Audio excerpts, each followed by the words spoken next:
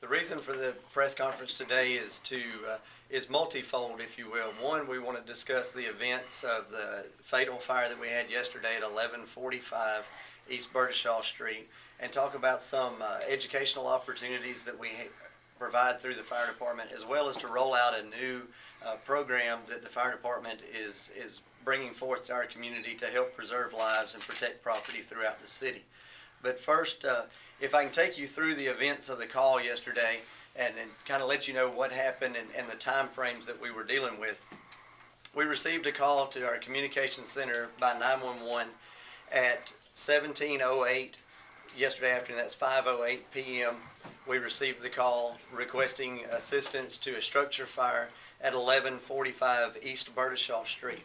The initial reports to the communications center was that flames were visible, unknown if the residence was still occupied, but they knew there was someone living in the home. Our units were dispatched at 5:09. Important there, the communications center took a mere 35 seconds to receive the call, verify the information, and get units en route.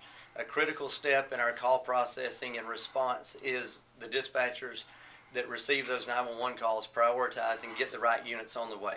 Of course, our standard complement of 3 engine companies, a ladder truck, a battalion chief, and an ambulance were dispatched to the call and arrived on scene in just 2 minutes from the time they left the fire station.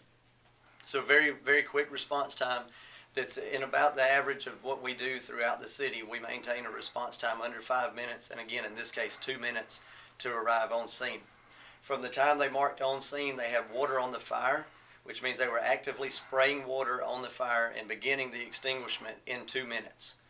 And then 20 seconds later, they located the victim in the fire and had her removed from the home. What we would describe as a room and contents fire, not a big fire that was contained to the area of origin, and had the fire completely under control in 10 minutes from the time they arrived on scene.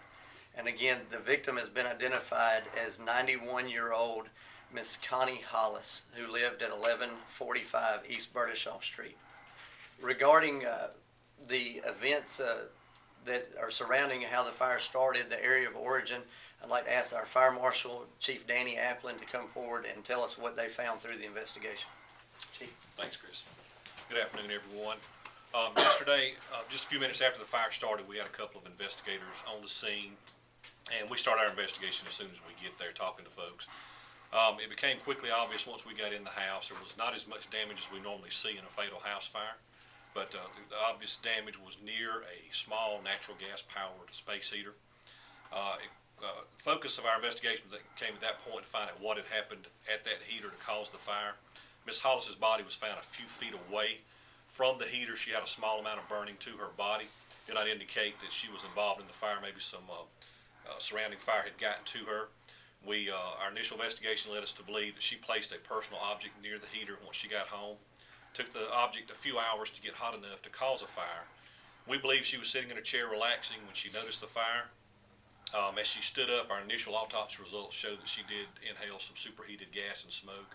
So we believe at her age, she was very frail. She succumbed to the fire pretty quickly and fell down. At that point, our units were on scene and put the fire out. It only burned a few minutes, but it got enough superheated gas and smoke to